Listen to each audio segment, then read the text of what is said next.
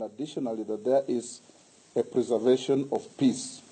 The Inspector General of Police is duty-bound to observe, comply with, and promote constitutional standards of human rights and fundamental freedoms. In the end, the judge issued a mandatory order compelling the police to ensure security, public safety, observance of the law and order by demonstrators whenever and wherever they picketed or demonstrated pursuant to any notification given to the police under the Public Order Act. The NASA CEO, Mr. Norman Magaya, issued notice of a demonstration to the police for the sole object of getting the relevant agencies to provide security. Once such a notification is given, the burden shifts to the police to provide security to both the demonstrators and the general public. Our CEO cannot therefore be penalized for following the law.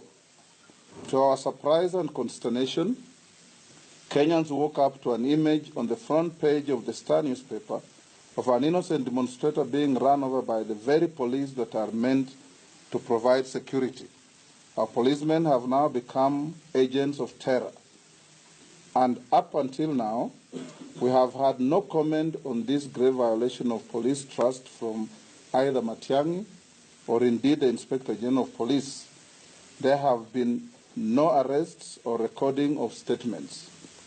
To make matters worse, in his utterances today, Mr. Matiangi seeks to criminalize legal political activity, and we wish to categorically state that we shall hold him personally responsible should any harm come to the CEO of the NASA Secretariat, Mr. Norman Magaya, following his reckless threats and intimidation. And we dare say that if he continues, our right to a private prosecution against him is still available.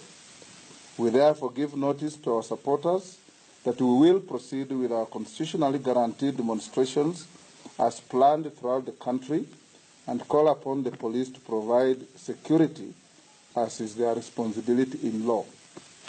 This is a statement from the NASA parliamentary group.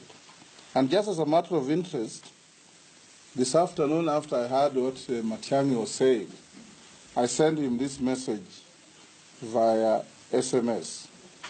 Mr. Matiangi, why don't you engage a lawyer to advise you on the constitutionality of your actions, utterances, and threats to innocent Kenyans?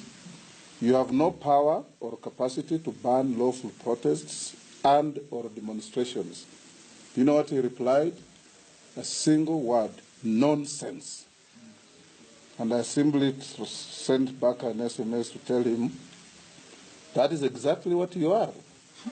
Arrogant, distasteful, and unfit to hold public office. And indeed, that is what he is. I've heard as I was coming here the statement he made saying that he's drafting charges to arraign Norman Magaya in court. We dare him here and now as NASA. We have a battery of lawyers that are finer and better than any lawyer that Jubilee has on their ranks. Let them take Magaya and we'll be there and show them what the law says and how the law protects Kenyans. Mr. Matiangi, you are not above the law, and you better know that you aren't. We tell you this for free.